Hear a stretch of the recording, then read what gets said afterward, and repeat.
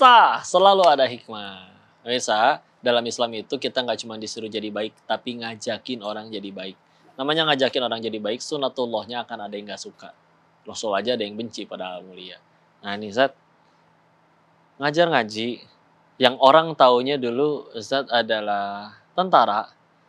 Gimana dong saat itu ngadepin julitan orang-orang, wah emang dulunya anak kiai, emang dulunya pesantren di mana gini gitu ya. Orang ya pernah pesantren ya, tapi kan orang taunya tentara, Zat. Ya. Gimana Zat suka dukanya, Zat?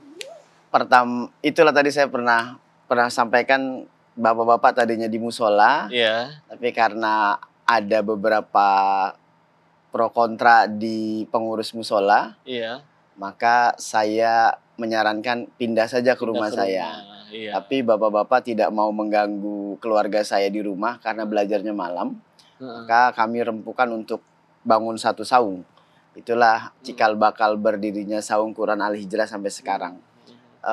Banyak hal yang orang memandang sebelah mata. Ngapain sih tentara? Ya tentara aja. Ngapain Ada yang bilang gitu, Zat? ngajar ngaji, terus dasar ilmunya apa, seperti apa dan bagaimana.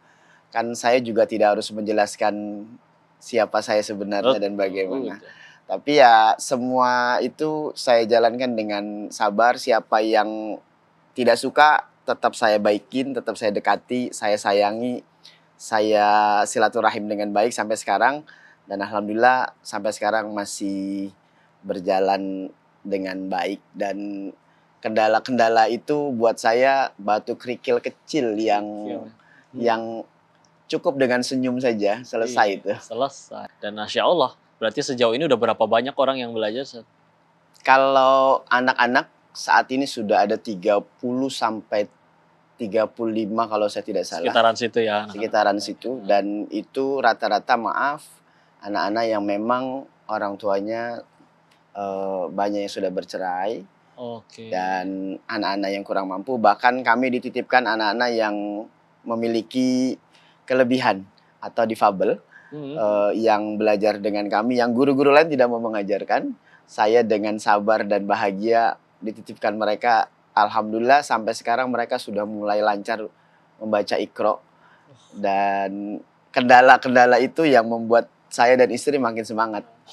Kadang-kadang harus mengeluarkan kocek, bahkan menjual beberapa barang untuk terus mereka bisa belajar. Karena kan Al-Quran, Iqra, meja, dan konsumsinya kami sendiri yang siapkan. Iya, kami sendiri yang semua, memberikan gratis. Alhamdulillah ada beberapa orang-orang baik yang mau membantu memberikan Al-Quran dan lain sebagainya. Sampai sekarang alhamdulillah. Tapi ada gitu, saat orang datang nanya, terus nanya, saya mau belajar berapa tarifnya gitu, ada? Zat? Banyak. Banyak. Apa jawabnya, Zat? Saya bilang kalau mau bayar di sini, kalau di bawah 1 miliar, jangan ngaji. Jadi saya minta dibayar lebih dari 1 miliar. Akhirnya ini beneran atau bercanda? Beneran. Maka dari itu saya nggak mau dibayar.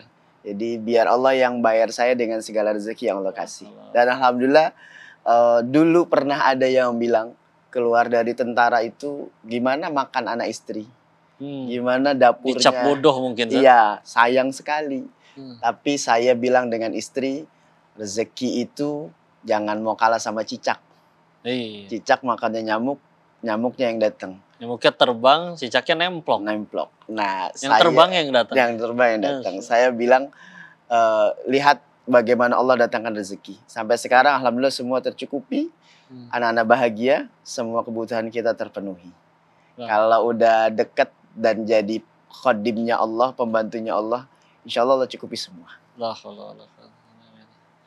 Ya Allah, minta tips istiqomahnya nih, Zat. Juga mungkin kepada semua yang nonton dalam berbuat baik, dalam mengajar, apalagi ini gratis, tidak mudah, ngadepin omongan cibiran orang dengan berbagai macam karakter ibu-ibu, bapak-bapak, anak-anak.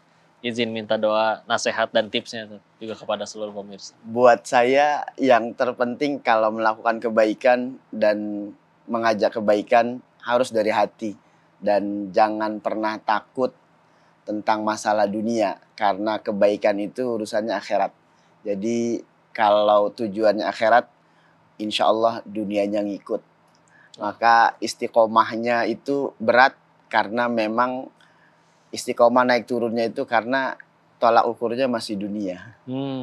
Sehingga ketika nggak ada uang, Ketika kekurangan kita akan goyang. Tapi kalau akhirat, insya Allah saya dan istri dan keluarga, alhamdulillah sampai sekarang tidak pernah memusingkan kehidupan rumah tangga dalam bidang ekonomi. Biar itu jadi urusan Allah aja. Urusan saya bagaimana Al-Quran bisa dibaca oleh banyak orang dan banyak orang bisa membaca Al-Quran. Nggak rugi pemirsa.